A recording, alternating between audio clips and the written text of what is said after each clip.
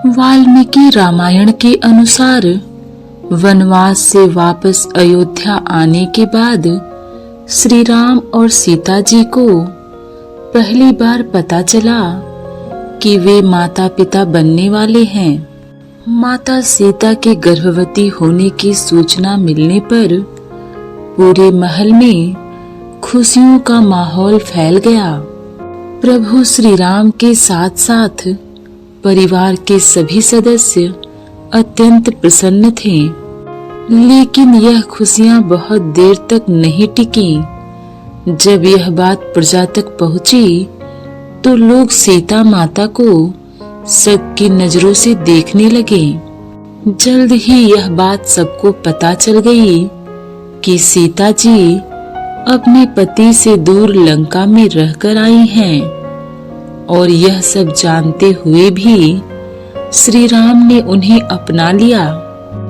लंबे समय तक रावण की लंका में रहने के बावजूद भी सीता जी अयोध्या के महल में सुखी थीं, और यह बात वहां की स्त्रियों को चुभने लगी। अयोध्या की सभी पत्नियां राम का उदाहरण देकर अपने पति का विरोध करने लगीं। जब यह बात श्री राम तक पहुंची तो सीता जी ने स्वयं ही अयोध्या छोड़कर चले जाने का फैसला कर लिया। लक्ष्मण जी माता सीता को स्वयं जंगल तक छोड़कर आए, जहां महर्षि वाल्मीकि उन्हें आकर ले गए। इस समय सीता जी गर्भवती थीं, लेकिन प्रजा का ध्यान रखते हुए माता सीता ने एक आम सन्यासिन बनने का निर्णय लिया। महर्षि वाल्मीकि ने सीता को अयोध्या की सभी बातें भुलाकर एक सामान्य जीवन व्यतीत करने की सलाह दी। कुछ महीने गुजरने के बाद आखिर वह समय भी आ गया जब सीता जी एक संतान को जन्म देने वाली थीं। इस बीच न उन्होंने अयोध्या के साथ किसी प्रकार का कोई संपर्क साधने का प्रयास किया, और न ही वहां से वाल्मीकि जी के आश्रम में कोई संदेश आया। ऐसा कहा जाता है कि सीता जी के अयोध्या छोड़ देने के बाद भगवान श्री राम अंदर से बहुत दुखी रहने लगे थे। उन्होंने अपना राज्य अच्छे से संभाला, लेकिन सीता जी की याद उनका पीछा नहीं छोड़ती थी। उन्होंने अपना पूरा जीवन प्रजा को समर्पित कर दिया। सीता की याद में श्री राम भूमि पर ही सोते थे। कुछ दिन बीतने के बाद वाल्मीकि के आश्रम में नन्हे बच्चे की किलकारी गूंज उठी।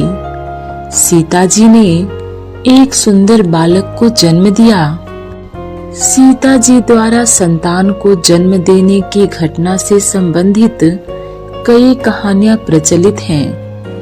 लोक कथाओं के अनुसार तो सीता जी ने एक साथ 2 बालकों को जन्म दिया था, लेकिन महर्षि वाल्मीकि द्वारा रचित रामायण में इसका उल्लेख नहीं मिलता है, और न ही इस बात का कोई प्रमाण दिया जाता है।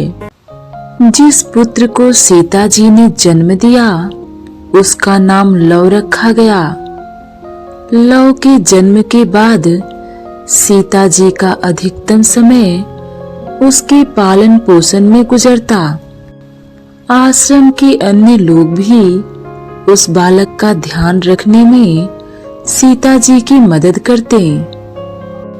एक दिन सीता जी कुछ आवश्यक लकड़ियां लाने के लिए आश्रम से बाहर स्थित जंगल में जा रही थीं, लेकिन उन्हें यह चिंता थी कि वह लव को कैसे लेकर जाएं। निकलते हुए उन्होंने वाल्मीकि जी से लव का ध्यान रखने को कहा। ध्यान मग्न महर्षि वाल्मीकि ने हाँ में सिर हिलाते हुए लव को उनके पास रखने के लिए कह दिया। लेकिन जैसे ही माता सीता कुछ आगे बढ़ी तो उन्होंने देखा कि महर्षि अभी भी ध्यान मग्न हैं और वो लव की तरफ देख भी नहीं रहे। तब माता सीता ने लव को अपने साथ ही लेकर जाने का निर्णय लिया। लेकिन जब उन्होंने लव को उठाया तो महर्षि ने यह दृश्य नहीं देखा। कुछ देर बाद जब महर्षि ने इधर उधर देखा तो उन्हें लव दिखाई नहीं दिया और उन्हें यह भय हुआ कि लव कहीं चला गया होगा या किसी जानवर का शिकार हो गया होगा। वाल्मीकि जी चिंतित हो उठे। महर्षि वाल्मीकि सोचने लगे कि अब वह सीता जी को क्या जवाब देंगे। सीता विलाप करने लगेगी। इसी डर के कारण वाल्मीकि जी ने पास में पड़े कुश यानी घास को लिया और कुछ मंत्र पढ़ने के बाद एक नया लव बना दिया। यह लव हूबहू पहले जैसे लव की तरह ही था। उन्होंने सोचा कि सीता के वापस लौटने पर वो उन्हें यही लव सौंप देंगे और कुछ नहीं बताएंगे। कुछ समय के पश्चात जब माता सीता आश्रम लौटी तो उन्हें देखकर महर्षि चकित रह गए। उनके पास लव को पहले से ही देख वे अपनी आंखों पर विश्वास नहीं कर पा रहे थे। उनके पास लव को पहले से ही देखकर वे अपनी आंखों पर विश्वास नहीं कर पा रहे थे। पूछने पर मालूम हुआ कि सीता जी लव को अपने साथ ही ले गई थी। लेकिन नए लव को देखने के बाद सीता जी अत्यंत प्रसन्न हुई। कुशा के कारण जन्म होने की वजह से उस बालक का नाम कुश रखा गया और वह श्री राम और सीता जी की दूसरी संतान के रूप में जाना गया। सीता जी से विवाह के बाद श्री राम ने कोई भी कार्य सीता जी की सहमति के बिना नहीं किया। श्री राम ने सीता जी को वनवास नहीं दिया था और ना ही कभी उनका त्याग किया था, बल्कि माता सीता ही उस स्थान पर नहीं रहना चाहती थी जिस स्थान के कुछ लोग उनके और उनके कारण श्री राम पर आरोप लगा रहे हों।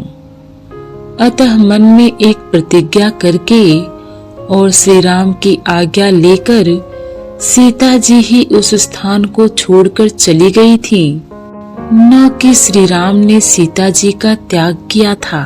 श्री राम ने सीता जी को अकेली भटकने के लिए नहीं छोड़ा था। लक्ष्मण जी के साथ रथ में भेजकर वाल्मीकि के आश्रम के पास ही छोड़ा था। श्री राम को पता था कि सीता जी वाल्मीकि आश्रम में सुरक्षित हैं और सीता जी कोई साधारण नारी नहीं थी। वैसे भी राम राज्य में अपराध शून्य के बराबर थे। किसी भी नागरिक को किसी से डरने की कोई आवश्यकता भी नहीं रह गई थी। दरअसल समस्या यह थी कि श्री राम और माता सीता ने अपनी प्रजा को अपनी संतान माना था और इसीलिए वे प्रजा को उसकी मूर्खता के लिए दंड नहीं दे सकते थे। यदि उनका कोई शत्रु इस तरह की बातें करता तो वो उसे तुरंत दंड दे देते। लेकिन यहाँ बात एक राजा रानी की मर्यादा बनाए रखने की थी। अतः श्री राम और माता सीता ने प्रजा को सबक सिखाने के लिए प्रेम का रास्ता चुना। दोनों ने एक दूसरे से अलग होकर अपने इस त्याग से प्रजा के दिलों में पश्चाताप की ज्वाला भड़का दी। वैसे भी दंड देकर आप लोगों का मुंह तो बंद करवा सकते हैं, लेकिन उनके विचार नहीं बदल सकते। प्रजा को दंड देकर या सबका मुंह बंद करवा के वे लोगों की सोच तो नहीं बदल सकते थे। श्री राम और सीता जी को स्त्रियों के प्रति लोगों की सोच ही तो बदलनी थी और इन सब में श्री राम ने सारा दोष सिर्फ अपने ऊपर ले लिया। लेकिन श्री राम किसी भी कीमत पर सीता जी की निंदा सहन नहीं कर सकते थे। जब श्री राम ने अश्वमेघ यज्ञ के लिए दूसरा विवाह करने से साफ इनकार कर स्पष्ट कर दिया कि श्री राम के जीवन में सीता का स्थान कोई नहीं ले सकता, जब उन्होंने माता सीता की प्रतिमा को साथ में बिठाकर यज्ञ किया, तब प्रजा को इस बात का एहसास हुआ कि श्री राम किसी से कुछ बोल नहीं रहे, लेकिन वे अंदर ही अंदर कितने दुखी और नाराज हैं। और जब अंत में सीता जी ने प्रतिज्ञा ली, तब तो प्रजा के पश्चाताप की कोई सीमा ही नहीं रही। और तब सीता जी पर आरोप लगाने वालों ने श्री राम के चरणों में गिरकर उनसे क्षमा मांगी।